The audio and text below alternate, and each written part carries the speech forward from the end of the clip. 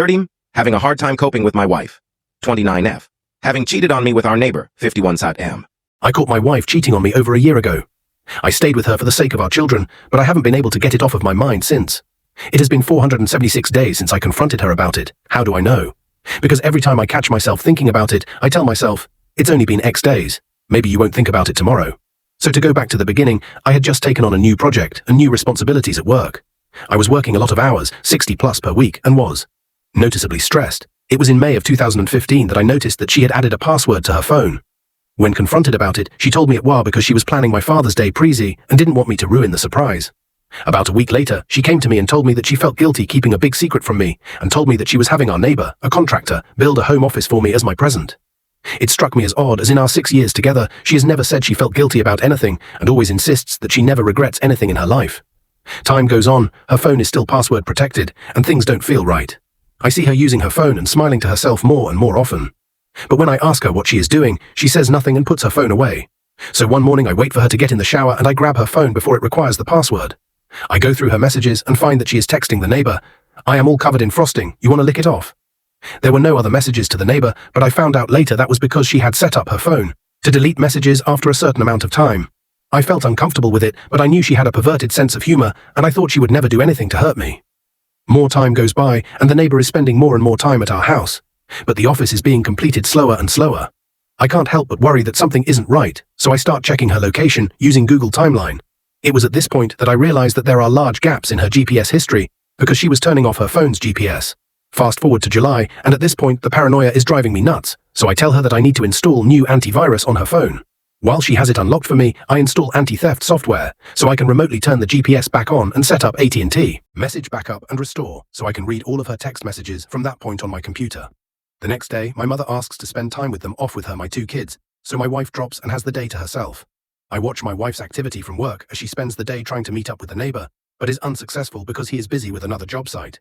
That night, we get the kids back from my mum's house, and we go out to dinner with the neighbor, his girlfriend, and his son.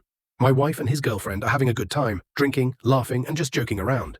His girlfriend mentions that would like to see Magic Mike XXL. I say it's a good idea, I'll watch the kids, so my wife and her can go. So my wife and her go, and the neighbor and I go back to my house so the kids can play video games together. The kids are back in my son's room playing games, and the neighbor is sitting across from me on the other couch. It is at this point that my wife starts texting him. She is describing sex acts she would like to perform with him, and he is reciprocating.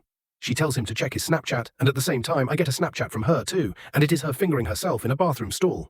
They keep talking, trying to figure out when they can meet up and have sex.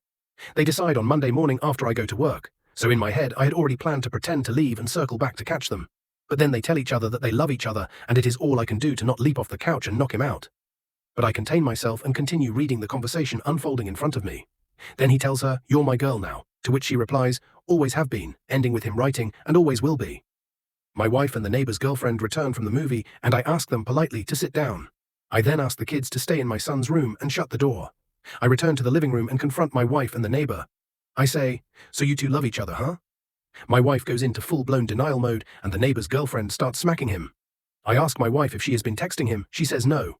So I show her the text messages. She admits to it, but says it was the first time it had gone that far.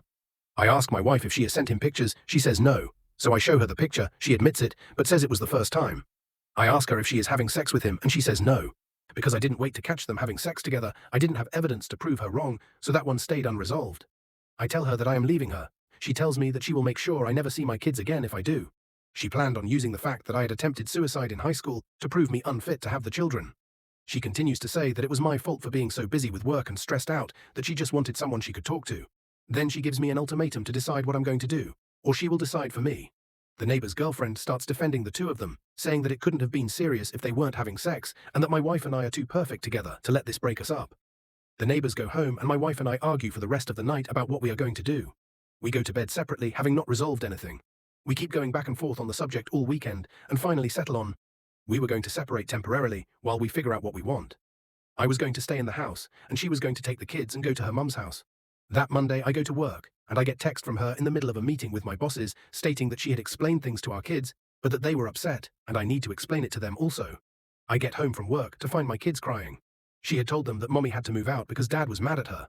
When my son wanted to stay with me, she told him that he can't. My son put it together that if mommy has to move out because I'm mad at her and he must move out, then I must have been mad at him too. My daughter was crying because my son was, I don't think she was old enough to understand what was happening. It was at that moment I realized she was going to drag the kids through hell if I left her, so I swallowed my feelings and begged her to stay. She agreed and insisted that I apologize to our neighbor since we were still going to need to hang out with them because our sons are good friends. I hate it, but I do it anyway. We still hang out with them from time to time, and they come to our various birthday and holiday parties. But I do anything for my kids, and I behave civil every time. Things die down for a while, I still think about it constantly. I worry how can I keep from making her so unhappy that she cheats on me again. Then almost a year from the original incident, around Father's Day again, she sent him pictures again. She claims it was an accident, that she meant to send them to me instead. I don't fully believe her, but I move on anyway. Things have been quiet on that front for about 4 months now, but I still think about it constantly. This is going to sound stupid, but I feel like I have a part of my brain that I can't shut off, that is always thinking. I used to use that to solve programming problems, and it made me very good at my job. But ever since this incident, the only thing it thinks about is her and him, and if I did the right thing. My job performance has suffered, and I feel like I haven't gotten sleep in months. I'm afraid that after this much time, and the fact that I begged her back, that to say that I want a divorce now would only make her more vindictive towards my children and I just feel like I have put myself so deep in a hole that I can never get back out.